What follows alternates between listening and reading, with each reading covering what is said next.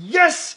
Yes! Yes! Le 5 octobre 2018 fut un grand jour, un jour exceptionnel, un jour magnifique, parce que le docteur Mukwege a reçu le prix Nobel de la paix. Et ça me fait autant plaisir que lorsque je retrouve de l'argent dans ma poche que j'avais oublié. Donc aujourd'hui, je vais vous parler de mon héros, mon Avenger préféré, l'Avenger Mukwege. Donc ce monsieur est un gynécologue qui a fait ses études au Burundi, en France et en Belgique. En 1989, malgré un très bon salaire en France, il a dit « Je me tire !» et il est retourné au Congo dans un petit hôpital. Quelques années plus tard, à cause de la guerre, l'hôpital est détruit. Là, il fuit vers le Kenya et quelques temps plus tard, il revient au Congo et il dit « Ah, vous voulez jouer au con? Eh ben, vous savez quoi? Je vais construire un hôpital ici et je pars après. Qu'est-ce que vous allez faire? » Là, ils fondent l'hôpital Panzi, qui est là pour soigner les femmes qui ont été victimes de violences sexuelles pendant la guerre. Parce que je sais pas si vous êtes au courant, mais ça fait des années qu'à l'est du Congo, il y a une guerre, parce qu'il y a des conflits politiques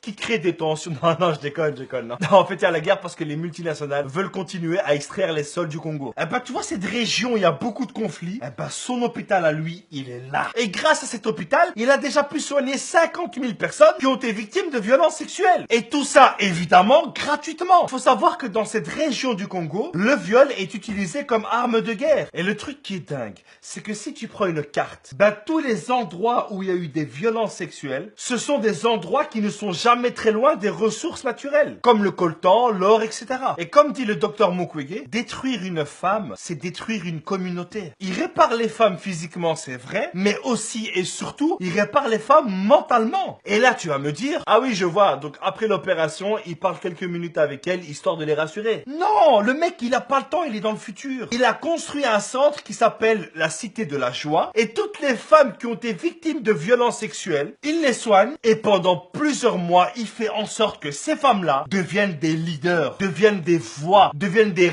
références, pour qu'elles puissent redonner espoir à toutes les femmes qui souffrent. Je sais pas si t'imagines, des femmes qui ont subi les pires choses, qui ne voulaient même plus vivre, il a réussi à en faire des leaders. Et c'est pas tout. Le mec, quand il a appris qu'il était prix Nobel de la paix, le mec, il était au bloc en train de sauver une femme. Oui, allô? Oui, prix la paix. Ok, ça va. Ouais, mais je suis un peu occupé là, je vous rappelle, ça va? Vous comprenez pourquoi je vous dis que c'est un Avenger? Moi, quand je serai grand, je veux pas devenir médecin ou astronaute, non. Je veux devenir Mukwege. Moi, dans la chambre de mes enfants, rien à foutre, il y aura des posters du docteur Mukwege. Et malgré ça, malgré son prix Nobel de la paix, malgré cette reconnaissance internationale, il y a personne qui bouge pour ce qui se passe au Congo. Quoi, on bouge pas parce que les multinationales auraient trop à perdre? Oups.